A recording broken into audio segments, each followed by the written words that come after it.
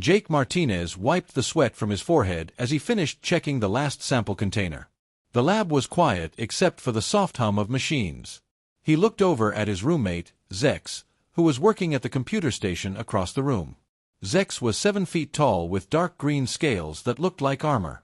His species, the Vortak, came from a hot planet far from Earth. They were smart and calm, perfect for science work. Jake had been sharing a room with Zex for 6 months on the space station Aurora Prime. It was not easy at first, but they got along well now. "Hey Zex, want to grab dinner?" Jake asked, putting away his tools. Zex did not answer. He kept staring at the computer screen, his long fingers typing fast. This was strange. Zex always answered when Jake spoke to him. Jake walked closer. "Zex, you okay, buddy?" Zex turned his head quickly. His yellow eyes looked different, wider and more alert. "I am fine, Jake Martinez. Continue with your work." The way Zex said his full name made Jake feel uncomfortable. Zex never did that. He always just said, "Jake," like the other humans did. Jake shrugged and went back to his desk. Maybe Zex was just tired. Living in space was hard for everyone, even aliens. The next morning, Jake woke up to find Zex standing by the door of their room. The big alien was just standing there, not moving, like a guard. "Morning, Zex. Sleep well?" Jake asked, getting out of bed. "Where are you going?" Zex asked. His voice sounded deeper than usual. "To the bathroom, then breakfast.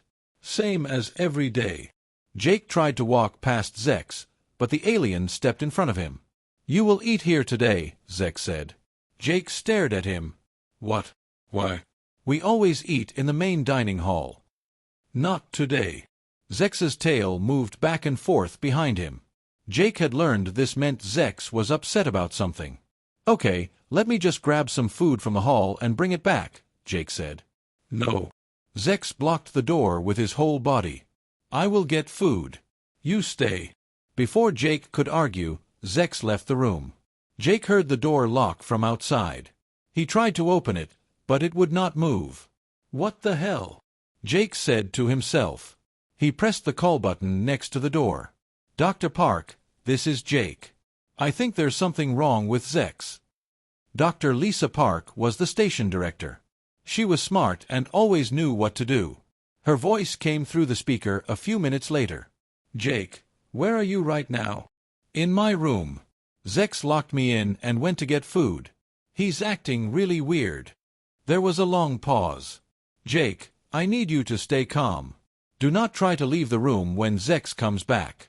I'm sending someone to check on you both." "Dr. Park, what's going on?" "Just stay put, Jake. We'll figure this out." 20 minutes later, Zex came back with a tray of food. He looked around the room carefully before setting the tray on Jake's desk. "Here.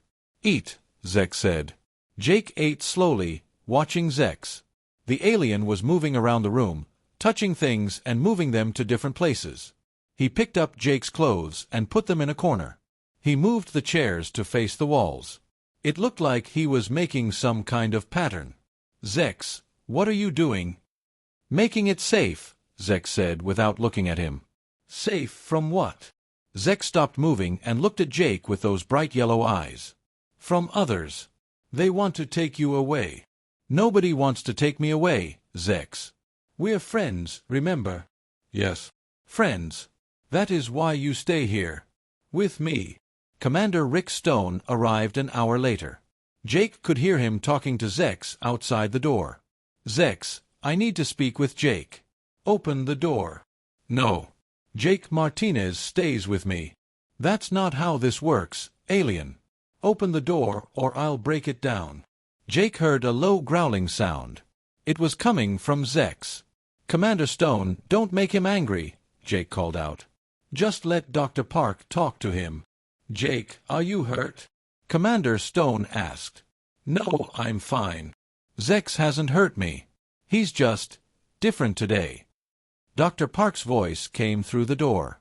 "Zex, this is Dr. Park. Can you tell me how you feel right now?" "I feel protective. Jake Martinez must be safe." "Safe from what, Zex?" From everyone. From you. From him. Zex was talking about Commander Stone. You want to separate us. I will not allow this. Jake sat on his bed, listening. He was starting to understand something. Zex was not just being weird. Something biological was happening to him. Dr. Park spoke again. Zex, are you entering your rut cycle? There was silence for a long moment. Yes, Zex finally answered. Jake's heart started beating fast. He had read about alien rut cycles in his studies. They were dangerous times when aliens became aggressive and unpredictable. Most aliens had to be isolated during these periods. Jake, Dr. Park called, I need you to listen carefully. Zex is going through a biological change. His species becomes very protective during this time. The problem is that he has bonded to you. What does that mean? It means he sees you as part of his family unit. He will not let you leave, and he will become violent if anyone tries to force you out. Commander Stone spoke up. How long does this last? For Vortak males, usually 1 to 2 weeks, Dr. Park said. 2 weeks. Jake called out. I can't stay locked in here for 2 weeks.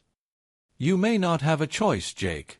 If you try to leave, Zex might hurt you without meaning to. His instincts are controlling him right now. Jake looked at Zex, who was now sitting on the floor near the door. The alien looked back at him with those bright eyes. Zex, do you understand what Dr. Park is saying? I understand that they want to take you away. I will not let them. Jake sighed. This was going to be a long week. Or 2 weeks. He just hoped they could all survive it. Outside the door, he could hear Dr. Park and Commander Stone making plans. They were talking about safety protocols and emergency procedures. Jake tried not to think about what those emergencies might be. He looked around the room. It was going to be his prison for the next 2 weeks. At least he had a good roommate. Even if that roommate was going through some kind of alien hormone crisis. Well, Zex, Jake said, sitting down across from the big alien. Looks like it's just you and me for a while. Zex nodded slowly. Just you and me, Jake Martinez. I will keep you safe. Jake hoped that was true.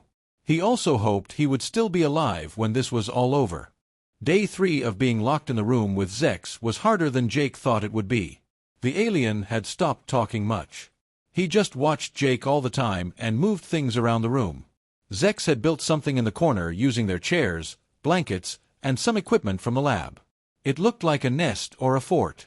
Every few hours, he would add something new to it. Zex, what are you building over there? Jake asked. Safe place, Zex said, not looking away from his work. Safe from what? Everything. Zex picked up Jake's pillow and added it to the structure. You will sleep here tonight. Jake looked at the nest thing. It actually looked comfortable, but it was weird. Why can't I sleep in my own bed? Not safe. Here is safe. Zex pointed to the nest. Dr. Park's voice came through the door speaker. Jake, how are you doing in there? I'm okay, Dr. Park. Zex built some kind of nest thing. He wants me to sleep in it. That's actually good news, Jake. It means he's trying to take care of you, not hurt you. It doesn't feel good, Jake said. It feels crazy. I know. But you're doing great. Just try to go along with what he wants, as long as he's not hurting you. Jake looked at Zex, who was now organizing Jake's clothes by color. The big alien's hands were shaking a little bit. His scales looked brighter than usual, and he kept making low humming sounds. Dr. Park, Zex seems sick or something. His hands are shaking. That's normal for his species during this time. His body is producing a lot of hormones. It's like a fever, but not dangerous. Is there anything I can do to help him? Try to stay calm and don't make sudden movements. Talk to him in a soft voice. Think of him like a sick friend who needs care. After Dr. Park stopped talking, Jake walked slowly toward Zex. The alien looked up quickly, his yellow eyes very bright. Hey buddy, you don't look so good. Are you feeling sick? Zex stopped organizing the clothes. I feel strange. Worried. What are you worried about? You. Others want to hurt you. Take you away. Jake sat down on the floor near Zex, but not too close. Nobody wants to hurt me, Zex. Dr. Park and Commander Stone are trying to help us. No. They lie. I can smell their fear. They are afraid of me. Jake thought about this. It was probably true. Everyone was scared of Zex right now. That was making Zex more scared too. Maybe they're scared, but not of you exactly. They're scared because they don't understand what's happening. Just like I was scared at first. Zex looked at him with those bright eyes. You are not scared now. Well, a little bit. But not of you. I'm scared of the situation. There's a difference. Zex seemed to think about this. He went back to folding Jake's clothes, but his hands stopped shaking as much. That night, Jake slept in the nest Zex had built. It was actually very comfortable. Zex slept near the door, like he was guarding it. Jake could hear him making small sounds in his sleep. The next morning, Jake woke up to find Zex sitting up and looking worried. What's wrong? Jake asked. Bad smell, Zex said, sniffing the air. Danger smell. Jake sniffed too, but he couldn't smell anything unusual. Then he remembered something from his alien biology classes. Different species could smell things humans couldn't. What kind of danger smell? Fear. Anger. Fighting. Zex stood up and moved closer to the door. Someone is coming.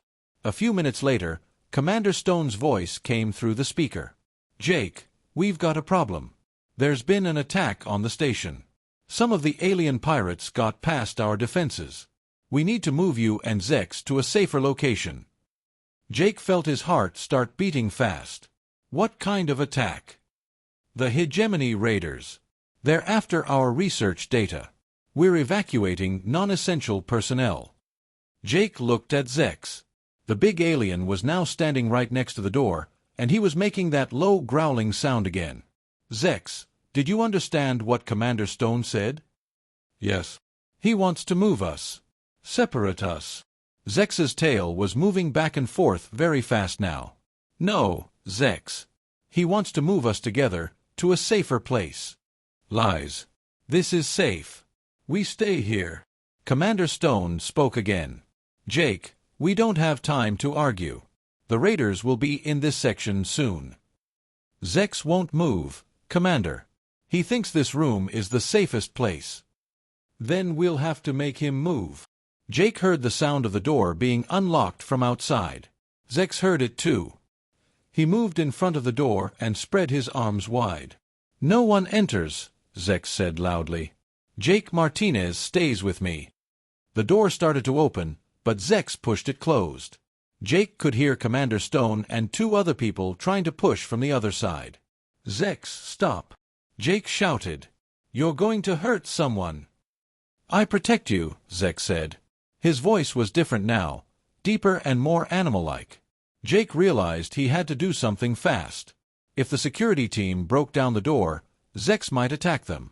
If the raiders found them, they might all die. He thought about everything he had learned about Zex's species. During Rut, they became protective of their family. But they also became more focused on immediate threats. Jake walked up to Zex and put his hand on the alien's arm. Zex looked down at him. Zex, listen to me. There are bad people coming. They want to hurt both of us. This room won't protect us from them. This room is safe. Not from weapons, Zex. They have guns and explosives. The only way to keep me safe is to go to the secure area with Commander Stone. Zex looked confused. His protective instincts were telling him to stay, but his logical mind was trying to understand Jake's words. You want to leave. I want both of us to be safe. And right now, that means leaving this room. Zex was quiet for a long moment. Then he nodded slowly.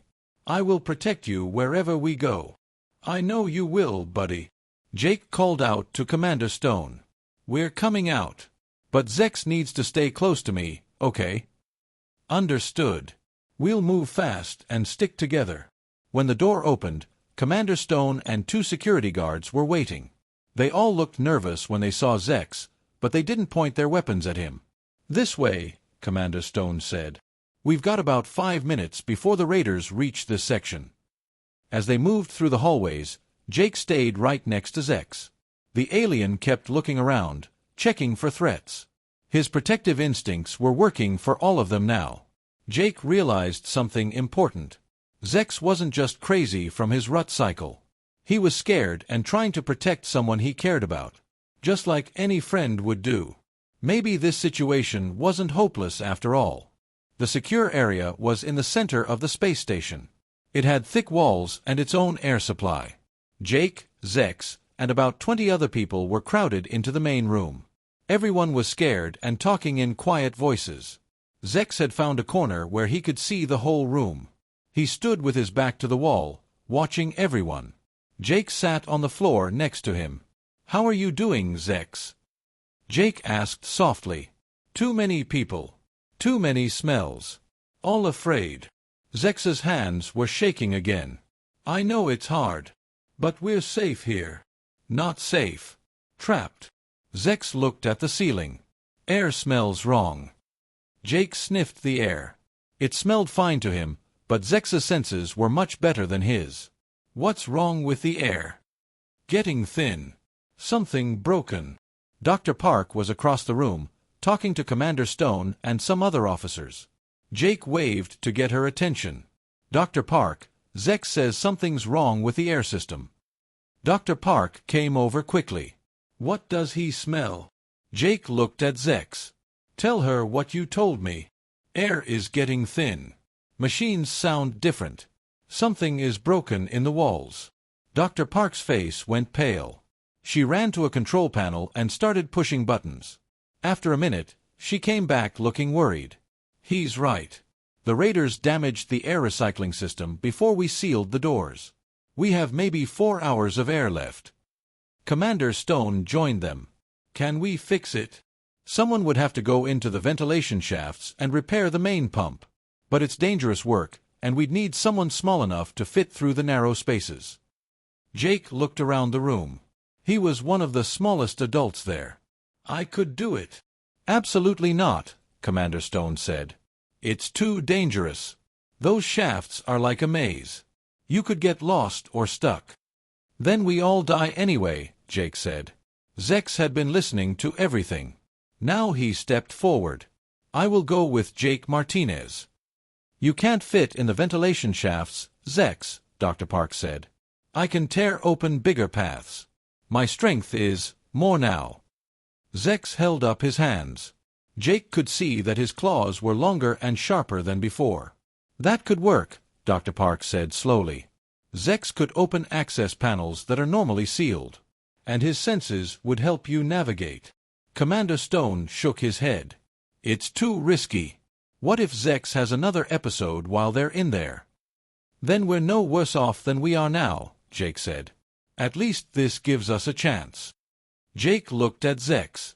"Are you up for this, buddy? It's going to be scary and tight in those shafts." "I will protect you," Zex said. "Anywhere. Even in small spaces." Dr. Park gave them a map of the ventilation system and some tools. She also gave Jake a communicator so they could stay in touch. "The main pump is here," she pointed to a spot on the map. "You'll need to replace this component and restart the system. The whole job should take about an hour if everything goes well." "And if everything doesn't go well?" Jake asked. "Then we'll all suffocate together," Commander Stone said grimly. Jake and Zex entered the ventilation system through an access panel in the floor. The shafts were dark and narrow. Jake had to crawl on his hands and knees, while Zex had to squeeze himself through spaces that were barely big enough for him. "How are you doing back there, Zex?" Jake asked. "Difficult. But I can smell the broken machine. This way." Zex pointed to the left with one of his claws. They crawled through the dark shafts for 20 minutes. Jake's knees and hands were getting sore, but Zex seemed to be handling the tight spaces better than expected. "Jake Martinez," Zex said quietly. "I am sorry." "Sorry for what?" "For trapping you in the room. For being difficult. I could not control myself." Jake stopped crawling and turned around as much as he could in the narrow space. "Zex, you don't have to apologize. You were sick. You were trying to protect me. Yes. But I was also scared. More scared than I have ever been. Scared of what? Of losing you. Of being alone again. Zex's voice sounded sad. Before you came to the station, I had no friends. Other humans were afraid of me. Other aliens did not understand me. You were the first person who treated me like family. Jake felt something warm in his chest. You are like family to me too, Zex. When the rut cycle began, my instincts told me that others would take you away. That I would be alone again. So I tried to keep you safe by keeping you with me. I understand, Jake said. And you know what? It worked. I'm still here with you. They reached the main pump 20 minutes later. It was in a larger chamber where they could both stand up. The machine was bigger than Jake expected, and it was definitely broken. One whole section was torn apart, probably by an explosion. Can you fix it? Zex asked. Jake looked at the damage. I think so. But I need you to hold some of these parts in place while I work. For the next hour, Jake and Zex worked together to repair the air pump. Zex's strength was incredible. He could bend metal pieces with his bare hands and hold heavy components while Jake reconnected the wires. Your species is remarkable, Zex said as Jake worked on the last connection. Humans never give up, even when the situation seems impossible. We're stubborn, I guess, Jake said, smiling. No, not stubborn. Hopeful. You always believe things can get better. Jake finished the last connection and started the pump. It made some grinding noises at first, then began humming normally. Dr. Park, this is Jake. The pump is running. We're getting good readings here, Dr. Park's voice came through the communicator. Great work, both of you. As they crawled back through the ventilation shafts, Jake thought about what Zex had said. Maybe humans were hopeful. Maybe that was their strength. When they got back to the secure area, everyone cheered. Dr. Park checked them both over to make sure they weren't hurt. The raiders have left the station, Commander Stone announced. We can return to normal operations in a few hours. Jake looked at Zex. The big alien looked tired but happy. His eyes weren't as bright as before, and his hands had stopped shaking. Is your rut cycle ending? Jake asked. Yes. I can think more clearly now. The protective feelings are still there, but not as strong. Good. Because I was getting tired of sleeping in that nest you built. Zex made a sound that Jake had learned was laughter. The nest was very comfortable. Yeah, it actually was. Dr. Park came over to them. I've been thinking about what happened here. The way you two worked together was amazing. I've never seen a human and a Vortak cooperate like that, especially during a rut cycle. Zex is a good partner, Jake said. Even when he's going through alien hormone stuff. I think this could change how we handle interspecies relationships on the station. You've proven that with understanding and patience, even the most difficult biological situations can be managed. Jake looked at Zex. So what happens now? Do we go back to being regular roommates? Zex thought for a moment. I would like that. But I think we are more than roommates now. We are, what is the human word, brothers. Jake smiled. Yeah, Zex. We're brothers. And Jake realized that was exactly what they had become. Not just human and alien sharing a room, but family members who would take care of each other no matter what happened. Even if one of them went into rut again.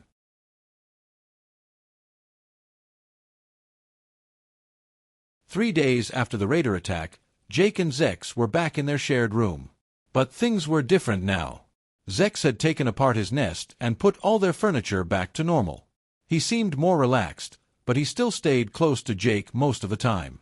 How are you feeling today? Jake asked as they got ready for breakfast. Much better. The hormone levels are back to normal. But I remember everything that happened. Zex looked embarrassed. I am sorry I was so difficult. You weren't difficult, Zex. You were just being protective. That's not a bad thing. They walked to the dining hall together. Jake noticed that other people stared at them as they passed.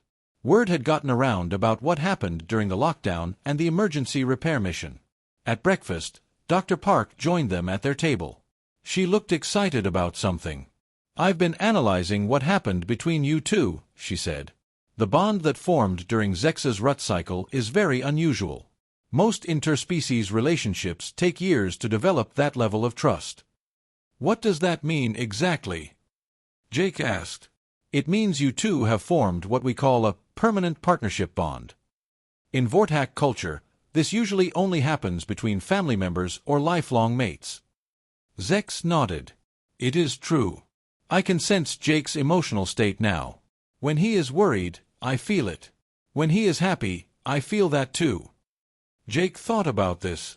"Actually, I think I can feel some of your emotions too, Zex. Yesterday, when you were frustrated with the computer, I felt annoyed for no reason." "Fascinating," Dr. Park said. "This kind of bond has been recorded between Vortak individuals, but never between a Vortak and another species. You two are making history." Commander Stone walked over to their table. He looked serious, but not angry like before. "Jake, Zex, I owe you both an apology. I was wrong about how dangerous the situation was. You proved that cooperation works better than force."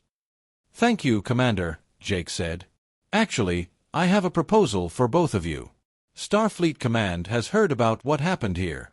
They want to create a new program for interspecies cooperation. They're looking for test cases." "What kind of program?" Zex asked. "Teams like yours. Human and alien partners who can work together in difficult situations. First contact missions, emergency responses, diplomatic negotiations." Jake felt excited. "That sounds amazing. The pay is good, and you'd get to travel to different worlds. But it would be dangerous work. Are you interested?" Jake looked at Zex. The alien's eyes were bright with interest. "We would work together? As a team?" Zex asked. "Always together. The whole point is that you function better as a partnership than as individuals." "I'm interested," Jake said. "What do you think, Zex?" "Yes. I think this is what we are meant to do." A week later, Jake and Zex were in a shuttle heading to Earth for special training. Jake had never thought he would become some kind of interspecies diplomat, but life was full of surprises. "Are you nervous about going to Earth?" Jake asked. "A little. I have never been to a human world before. Will people accept me there?" "Some will, some won't. But the people we'll be working with understand what we're trying to do. They'll be okay." "And your family? Will they accept me?" Jake smiled. "My mom will probably adopt you. She's like that with anyone I bring home." Zex made his laughing sound. "I would like to meet your mother." When they arrived at Earth, they were taken to a training facility in Colorado. There were other human-alien teams there, but none with bonds as strong as Jake and Zex's. Their first assignment was to study the partnership and learn how to use it effectively. Dr. Sarah Kim, a xenopsychologist, ran tests on their emotional connection. "The bond between you is stronger than we expected," Dr. Kim told them. "You're not just friends or partners. You've become something like twins. You can sense each other's thoughts and feelings across significant distances." "Is that normal?" Jake asked. "Nothing about your situation is normal. But it's not harmful. In fact, it makes you incredibly effective as a team. You can communicate without words, anticipate each other's needs, and coordinate actions perfectly." Their training included combat situations, diplomatic scenarios, and emergency response exercises. In every test, Jake and Zex scored higher than any other team. "You two are amazing," said Captain Rodriguez, their training officer. "You think like one person with two bodies." "That is because we trust each other completely," Zex said. "Trust is the foundation of everything." After 3 months of training, they got their first real mission. A human colony on Kepler, 452b, had lost contact with Earth. Their job was to find out what happened and help if possible. The night before they left, Jake sat in their room looking at the mission briefing. Zex was meditating in the corner, something he did every evening now. "Are you ready for this?" Jake asked. Zex opened his eyes. "I am ready. But more importantly, we are ready." What if something goes wrong? What if we can't handle it? Then we will figure it out together. That is what humans do best. That is what we do best now. Jake felt the truth of that statement. They weren't just Jake Martinez and Zexthera anymore. They were something new. Something better than either of them could be alone. Their shuttle launched the next morning. As Earth got smaller behind them, Jake thought about how much his life had changed. 6 months ago, he was just a scientist studying alien biology. Now he was half of the most successful interspecies team in human history. "What are you thinking about?" Zex asked. "About how weird life is. If you hadn't gone into rut, none of this would have happened. Perhaps. Or perhaps this was always meant to happen, and the rut cycle was just the catalyst." "You think it was destiny?" "I think," Zex said, looking out at the stars, "that the universe has a sense of humor. It takes two people who should not be able to work together and makes them perfect partners." "Well, I'm glad the universe has a sense of humor then." "So am I, Jake Martinez." "So am I." As their shuttle jumped to hyperspace, Jake felt a deep sense of satisfaction. He had found his purpose in life, and it was exactly what he had never expected it to be. He was going to help humans and aliens understand each other, one mission at a time, with his best friend and brother by his side. Some partnerships were made in laboratories or training facilities. Others were made in the most unlikely circumstances. The best ones, Jake thought, were made when people refused to give up on each other, no matter how difficult things got. That was the human way. And now, it was their way too. #My alien roommate went into rut. Part 5, the first mission. The colony on Kepler 452b looked dead from space. No lights, no radio signals, no signs of life. Jake stared out the shuttle window as they approached the landing site. "The scanners show life signs," Captain Williams said from the pilot's seat. "About 300 humans are still alive down there. But something is definitely wrong." "What kind of wrong?" Jake asked. "The power grid is offline. No communications. And there are some strange energy readings coming from the main settlement." Zex was studying the scanner data on his tablet. "There are also non-human life signs. Multiple species. That should not be possible." Jake felt a familiar tingle in the back of his mind. It was the bond he shared with Zex, telling him that his partner was worried. "What do you think happened?" Jake asked. "First contact scenario, most likely," Captain Williams said. "The colonists encountered an alien species they weren't prepared for." The shuttle landed near the colony's main building. As they walked down the ramp, Jake could see that something was definitely wrong. The streets were empty, but not abandoned. There were tools and equipment left out, like people had just stopped what they were doing and walked away. "Stay close," Jake told Zex. "This feels like a trap." "I agree. The smell here is confused. Many different fear scents mixed together." They approached the main administration building. The doors were open, and they could hear voices inside. Human voices, but speaking in a strange rhythm, almost like singing. Jake and Zex exchanged a look. Through their bond, Jake could feel Zex's alertness and caution. They entered the building carefully. In the main hall, they found about 50 colonists sitting in a circle on the floor. They were all looking up at the ceiling and making soft humming sounds. "Hello," Jake called out. None of the colonists responded. They just kept humming and staring upward.